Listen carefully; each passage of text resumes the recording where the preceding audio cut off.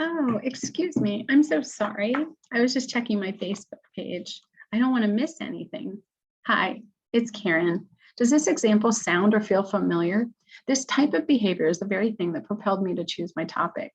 I wondered if the use of cell phones, more specifically social media, affects the mental health and well-being of young adults. This topic touches the lives of many families. The use of social media has grown tenfold over the last decade. According to NPR in 2019, 84% of young adults had a smartphone. It is a necessity in today's world. It has changed the way the world and people operate and the way we interact. There's an abundance of great things that using technology has conceived, as I can present this TED Talk video stream and attend CIIS. I could not do either of these without technology. However, seeing this picture from Laguna Blanca School, with everyone looking down, face down at their phone, I wanted to know if this type of behavior does affect the mental health and well-being of young adults. Having 3 young adults of my own, I have witnessed firsthand behavioral changes and challenges due to cell phone and social media use. Social media has negatively affected them, each different, but all have endured some form of mental illness, whether it be depression, anxiety, or addiction. These personal experiences and struggles also drove me towards this research. The effects of social media were present in my children. Was this the case for other children as well?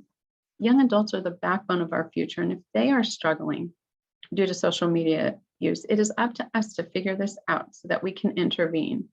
Understanding the challenges of social media use within young adults can address this issue by educating parents and schools and establishing counseling protocols.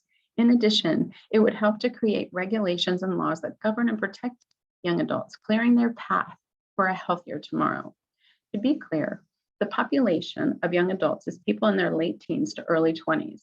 This group did not grow up with smartphones in their crib, but they were first introduced to them in 2007 during the smartphone revolution. At that time, young adults of today were between the ages of 5 and 12. They use Twitter, Facebook, Snapchat, and Instagram, just to name a few, to maintain a connection with their peers, others, and the world. Jean Twenge, the author of iGen, has demonstrated that teenage depression and anxiety has risen over the past 10 years. Twenge is an advocate for bringing awareness of the adverse effects social media has on young adults. She has delved into many studies that correlate these changes and the increase of teenage suicide. I have included a few graphs of Twenge's and Childhood 2.0 depicting these increases. Here you see feeling left out and lonely, which are risk factors for suicide. You see the increase here. In addition, symptoms of depression on the rise, generalized anxiety, and this is all occurring at the time cell phones and then social media becoming widely adopted, and sadly, suicide rates. The numbers are staggering, and it begs consideration of whether social media, given the correlative time frame, leads young adults to the threats of mental illness and decreased emotional well-being. Additionally, awareness of social media's adverse effects on young adults and their mental well-being has begun to surface within society. In 2020, the release of the YouTube documentary, The Social Dilemma, brought to the forefront the damaging effects of social media from the tech designers of programs including Facebook, Twitter, and Instagram.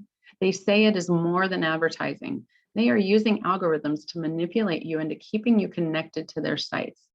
Childhood 2.0 brought the realization of the effects of social media to life by walking alongside families and children adversely affected or who see the adverse effects that come from the overuse of it. Tristan Harris, an American technology ethicist and former employee of Google, says in the Childhood 2.0 film that social media is an amplifier for the worst parts of us, which means that social media algorithms are calculated based on getting the most engagement. They have figured out that moral outrage provides the most attention, and they capitalize on this. This example illustrates a profound means of bullying in the 21st century. Sadly, it is not with just a few kids on the playground. It is for all to see and all to participate. Fear of being left out and fear of missing out, FOMO, are additional examples of how social media can negatively affect young adults.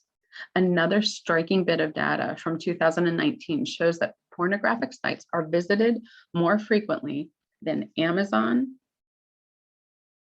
Twitter, and Netflix combined.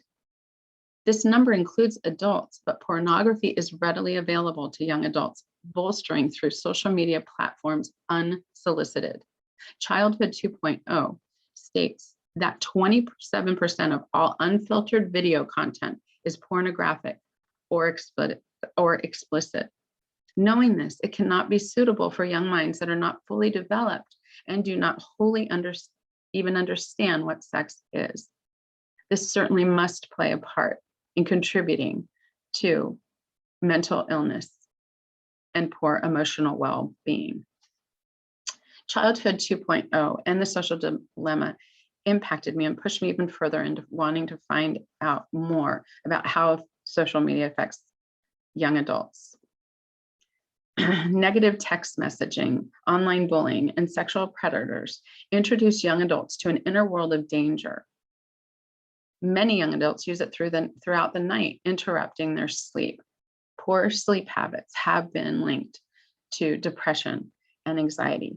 Learning the issues at hand provides a foundation to begin an effort to help curtail the adverse effects in their young, developing minds, and can help to provide tools for them to adapt to a healthier means of using social media platforms.